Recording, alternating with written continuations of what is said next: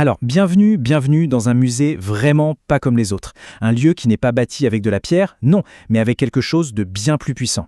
L'imagination, pure, brute, sans aucun filtre. Préparez-vous, ça va surprendre. Et hop, on plonge direct dedans, sans plus attendre. Une invitation, pour le moins inattendue, organisée par un certain Anas.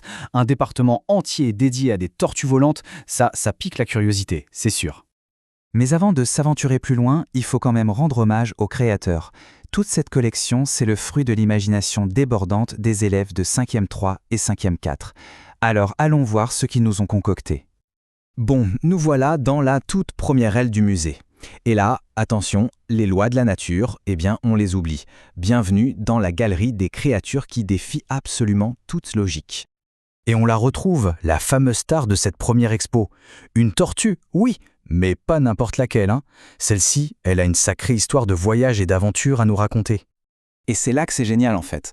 On a ce mélange entre le fantastique, une tortue volante qui s'appelle Dora, et puis des détails très concrets qui ancrent l'histoire, découverte en Italie, une aile cassée. Franchement, on pourrait presque y croire, non ? Ok, après les animaux, on passe aux plantes. Notre prochaine exposition, signée Francesca, nous présente une espèce végétale avec des talents vraiment, mais alors vraiment particuliers. Et là, on retrouve un peu la même recette magique. Des détails qui sonnent presque scientifiques, comme ce nom latin, Sapinos creatus, ou son origine californienne, et puis paf, la touche d'absurdité totale. Il peut coudre en sautant. C'est juste génial. Pour notre dernière étape dans cette galerie, une création de Camille qui nous fait décoller, direction les étoiles. On y rencontre un être céleste dont la mission est cruciale, mais aussi très secrète. Là, ce qui est vraiment fascinant, c'est qu'on ajoute une couche de mystère, une conséquence. Cette fée, ce n'est pas juste une créature magique. Elle a un vrai pouvoir sur nos vies, un pouvoir qui a des règles. D'un coup, l'enjeu il devient personnel. Bon, on a exploré le monde extérieur, le fantastique. Maintenant, le musée nous propose un tout autre voyage.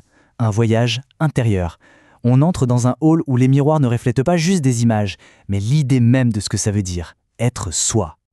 Et le premier arrêt, c'est celui d'Astou. Et là, attention, c'est une plongée audacieuse, complètement décomplexée dans elle-même. Ici, la star, c'est elle, et elle le dit haut et fort. Ce chiffre, 43, qu'est-ce que c'est ? C'est tout simplement le nombre total de statues grandeur nature qu'Astou a créé. À sa propre image. Oui, 43. Rien que ça. Et ce qui est fou, c'est que chaque statue, elle raconte une histoire, une facette différente d'elle, avec de l'humour et même une pointe d'humour noir. C'est une exploration de son identité qui est à la fois joueuse, complexe et complètement assumée. Et juste à côté, changement radical d'ambiance avec l'expo d'Amel. On passe de l'exubérance à quelque chose de beaucoup plus posé, plus mélancolique. Une réflexion sur soi, tout en retenue. Ici, l'identité, ce n'est plus du tout un spectacle. Elle est liée à la mémoire, au regret et à ces objets qui nous rassurent comme ce doudou. C'est une vision de soi qui est intime, presque fragile. Alors quand on met les deux là côte à côte, on a deux manières puissantes et pourtant opposées d'explorer qui l'on est. On a d'un côté l'identité spectacle, flamboyante, et de l'autre l'identité nostalgie, presque murmurée. Bon, attention, accrochez-vous bien, parce que là, pour la dernière aile du musée, on prend un virage serré vers l'étrange, le macabre, mais toujours avec cette petite touche d'humour noir. Et là, fini le bienvenu, on est accueilli par un avertissement qui met tout de suite dans l'ambiance. Un avertissement signé Lily. On sent tout de suite que l'atmosphère a changé. La question est posée, directement.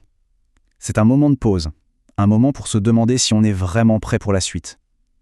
C'est à nous de voir. Et donc Lily nous donne carrément un guide de survie avec des règles aussi absurdes que sombres. L'objectif de son expo, rassembler les morts les plus stupides de l'histoire. L'idée est fascinante et en même temps complètement barrée. Et alors là, pour le bouquet final, notre dernière exposition, créée par Jean-François, capture à la perfection l'esprit de cette section. Elle mélange l'horreur la plus pure avec une absurdité, mais alors totalement déconcertante. Un tueur en série et un donut des Simpsons. Franchement, il fallait oser. C'est un coup de maître de créativité bizarre. C'est vraiment le point d'orgue de ce mélange d'humour et de malaise qui a parcouru toute cette partie du musée. Alors qu'est-ce qu'on retient au final en sortant de ce musée si particulier ? Peut-être que l'imagination, c'est le terrain de jeu le plus libre qui soit. Un espace pour explorer qui on est, pour rire de nos peurs et par-dessus tout pour ressentir la joie, toute simple, de créer quelque chose qui avant n'existait tout simplement pas. En fait, toute cette collection, c'est une invitation. Elle nous laisse avec une dernière question, une pensée un peu provocatrice. Si on avait notre propre salle dans ce musée, quelle petite part de notre folie personnelle on choisirait d'y exposer?